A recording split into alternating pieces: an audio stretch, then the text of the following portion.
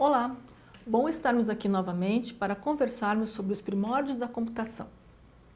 Bom, depois que nosso amigo Alan Turing criou a máquina de Turing, pode-se dizer que iniciou efetivamente o processo de computação no mundo.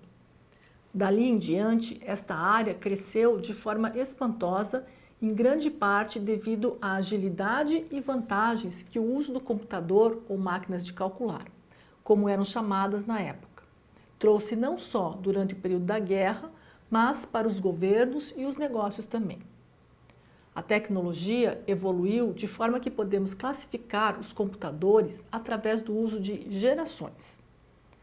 Cada geração é marcada por um evento importante, caracterizando um salto na evolução dessas máquinas, até então curiosas. Mas não pense que os computadores do início dos tempos eram parecidos com os que manuseamos hoje. Você nem imagina o tamanho que tinha uma máquina no início, quanto de energia consumia e que, na verdade, só conseguia processar pouquíssimas coisas. E mesmo assim, eram consideradas máquinas valiosas. Vamos saber mais sobre essa história? Os computadores modernos são classificados por gerações. A primeira geração de computadores eletrônicos começa com o advento da válvula. Esta geração durou de 1930 até 1958. A segunda geração começa com a troca da válvula pelo transistor, bem menor e mais confiável. Esta geração foi menos duradoura, de 1955 até 1965. A terceira geração se inicia com o uso dos circuitos integrados, que reúnem centenas de transistores num único chip.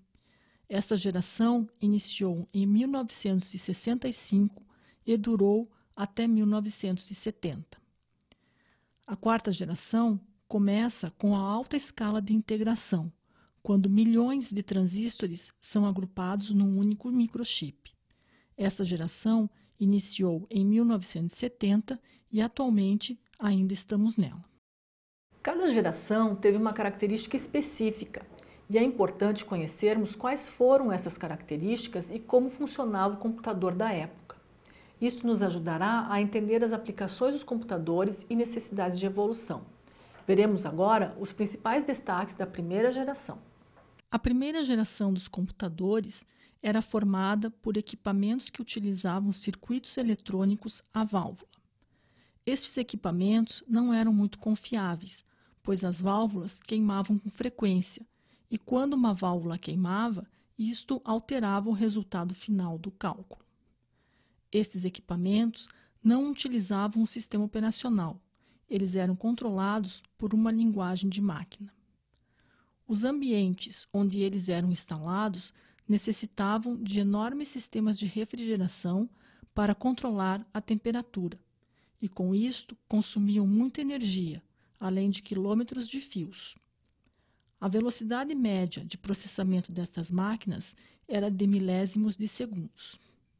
Os computadores que se destacaram nesta primeira geração foram, em 1943, o Colossus, em 1944, o Mark I, que foi um computador eletromecânico produzido por Harvard e IBM. No período de 1943 a 1946, o ENIAC, que foi o primeiro grande computador eletrônico. E em 1951, o UNIVAC I, que foi o primeiro computador produzido comercialmente. Em dezembro de 1943, entrou em funcionamento o computador que foi denominado Colossus. Ele foi construído no Post Office Research Laboratories, em Londres, com o objetivo de decifrar as mensagens alemãs durante a Segunda Guerra Mundial. A fita perfurada que você vê na figura continha a mensagem alemã cifrada. Esta fita era introduzida no leitor. O Colossus demorava cerca de 2 horas para determinar qual a combinação que tinha sido utilizada para cifrá-la.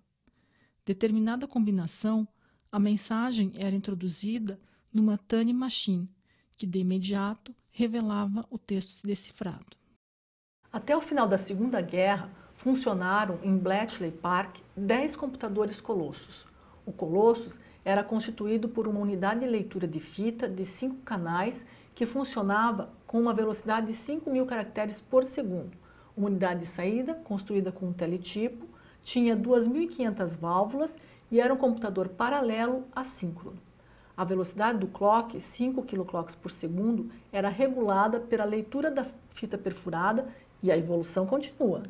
Do outro lado do Atlântico, o ASCC, calculadora automática sequencial controlada, chamado de Mark I, foi o primeiro computador eletromecânico automático de larga escala desenvolvido nos Estados Unidos. Ele foi construído em 1944 num projeto da Universidade de Harvard em conjunto com a IBM. O Mark I possuía 18 metros de comprimento, 2 metros de largura e pesava 5 toneladas. Ele era constituído com 3.000 engrenagens e sua fiação alcançava 800 km. O Mark I trabalhava números com 23 casas decimais e realizava as 4 operações aritméticas. Dispunha ainda de subrotinas que calculavam funções logarítmicas e trigonométricas. Nas figuras que você está vendo, é possível ter uma visão geral do computador, além dos switches de entrada de dados e uma fita de programa com 24 canais, que eram as colunas. John Presper Eckert e John Mauchly, ambos engenheiros, projetaram o ENIAC, computador integrador numérico eletrônico. Este foi o primeiro computador eletrônico de uso geral, capaz de ser reprogramado para diferentes tarefas.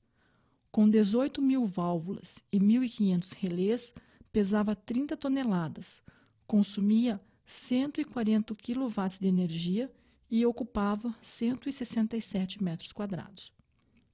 Por seu poder computacional, conseguia realizar cerca de 5.000 operações de soma ou subtração por segundo, e pela possibilidade de reprogramação, chamou a atenção de cientistas e industriais. O ENIAC usava o sistema decimal, memória para 20 números de 10 dígitos, equivale praticamente a uma calculadora de bolso que temos hoje. O ENIAC foi projetado para fazer cálculos de balística durante a Segunda Guerra Mundial, mas só foi anunciado ao mercado em 1946, após o término do conflito. Para programar o ENIAC, era preciso ajustar manualmente 6.000 interruptores e conectar uma imensa quantidade de soquetes. Era um processo difícil, lento e tedioso, e muito fácil de incorrer em erros. Em 1945, o matemático John von Neumann, que também participara da concepção do ENIAC, propôs um modelo conhecido como máquina de von Neumann. Até hoje, os computadores ainda usam como base a arquitetura de funcionamento proposta por ele. O EDVAC, diferentemente de seu predecessor, ENIAC, utilizava o sistema binário e possuía a arquitetura de von Neumann. Ele possuía uma memória 100 vezes maior. As instruções ficavam em um dispositivo eletrônico chamado linha de retardo, através do qual circulavam sinais elétricos. Estes sinais eram convertidos em ondas sonoras que representavam bits de informação. O modelo da arquitetura de von Neumann divide um computador em 5 componentes principais. Observe no desenho: a memória, a CPU, a unidade de controle, o C, e a unidade de lógica e aritmética, ULA, e os dispositivos para entrada e saída de dados. A memória armazena dados e instruções de programas. A unidade de lógica e aritmética e a unidade de controle formavam juntas o cérebro do computador, hoje combinadas em um único chip chamado CPU, Central Processing Unit, ou Unidade de Processamento Central. A CPU busca instruções e dados na memória, executa as instruções e então armazena os resultados de volta na memória.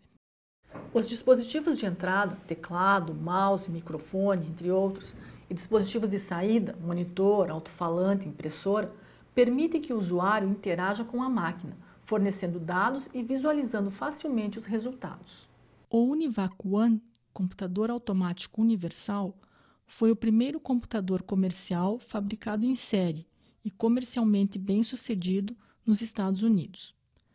Foi projetado pelos inventores do ENIAC e era programado ajuntando-se cerca de 6.000 chaves e conectando-se cabos a um painel. O primeiro UNIVAC foi entregue ao escritório do Censo nos Estados Unidos, o segundo ao Pentágono. No total, 46 unidades deste primeiro modelo foram fabricadas. Algumas unidades estiveram em serviço por muitos anos. Você sabia que um UNIVAC foi um dos primeiros computadores do Brasil, adquirido pelo IBGE em 1961 por quase 3 milhões de dólares para processar dados do censo? Na sequência, vamos conhecer um pouco da criação do transistor e como isso influenciou na evolução dos computadores. Os transistores, inventados em 1948 por William Shockley, Walter Brattain e John Bardeen, substituíram as válvulas e renderam a seus criadores o Prêmio Nobel de Física de 1956. A válvula sempre foi uma grande consumidora de energia elétrica. O transistor é muito mais rápido e barato que a válvula, além de consumir bem menos energia elétrica e ser mais durável. Um exemplo interessante de sua aplicação é que os Estados Unidos conseguiram, com o uso de transistor, sair à frente da antiga União Soviética na corrida espacial. Com eles, também vem a segunda geração de computadores eletrônicos. A segunda geração de computadores é caracterizada pelo uso de circuitos eletrônicos transistorizados. Estes computadores não precisavam de tempo para aquecer. Eram mais confiáveis e mais rápidos. Também consumiam menos energia. O tempo de operação interna era menor, por isto podia ser medido em microsegundos. Estes computadores utilizavam linguagens de programação como Fortran, COBOL, Lisp e ALGOL. Foi possível também a criação de mini-computadores, que eram computadores poderosos, mas do tamanho de uma escrivaninha. Imaginem! Alguns exemplos de computadores transistorizados conhecidos foram o PDP-1, criado em 1959 pela DEC, Digital Equipment Corporation, o IBM 1401, criado em 1961 pela IBM e destinava-se a uso comercial, e o IBM 7094, também criado pela IBM em 1962, destinado ao uso científico.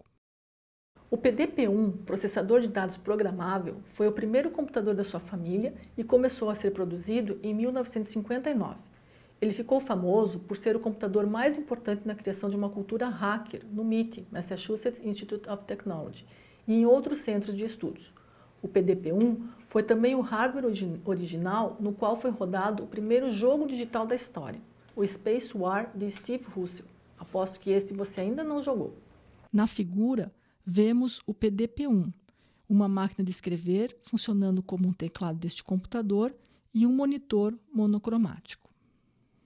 O IBM 1401 foi anunciado publicamente em 1959. Construído nos Estados Unidos, tinha uma capacidade de memória base de 4 KB. Ao IBM 1401 podiam ser acoplados leitores perfuradores de cartões de 80 colunas, unidades de fita magnética e uma impressora de caracteres que dispunha de uma cadeia metálica. O IBM 7094 foi um computador transistorizado de segunda geração e foi designado para rodar aplicações científicas da época.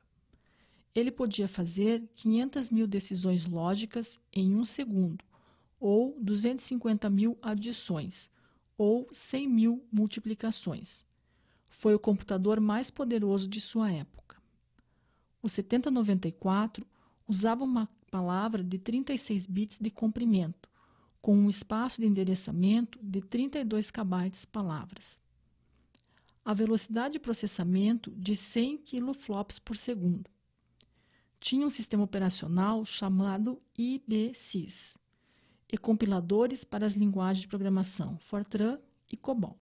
Nesta época, também houve a necessidade de dispositivos de entrada e saída de dados mais adequados do que uma máquina de escrever, por exemplo. Então, percebe-se a evolução desses periféricos. O teclado aparece comercialmente como um dispositivo para entrada de dados no equipamento de telex ASR-33, que armazenava os dados em cartões perfurados.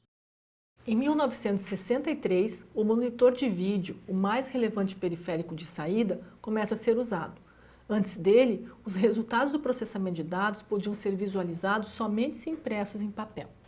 Em 1964, surge o mouse, apresentado por Douglas Engelbart como um periférico para a inserção de dados. Antes dele, a entrada só poderia ser feita por meio do teclado e dos tradicionais cartões perfurados. Ainda em 1964, John Kemeny cria a linguagem BASIC, que naquele momento servia como um software que intermediaria a relação entre a linguagem de programação e o hardware. Esse papel muito se assemelha ao desempenho hoje pelo sistema operacional, popularmente representado pelo Microsoft Windows ou GNU Linux. Perceberam como é grande o tempo entre a criação de um dispositivo e o de sua popularização? Temos aqui alguns exemplos que levaram até 20 anos para ficarem famosos e em condições acessíveis para o público comum. Imagine o que já existe hoje e ainda não é conhecido pelo grande público. Por hoje é isto. Até nosso próximo encontro com mais um pouco de história da nossa informática.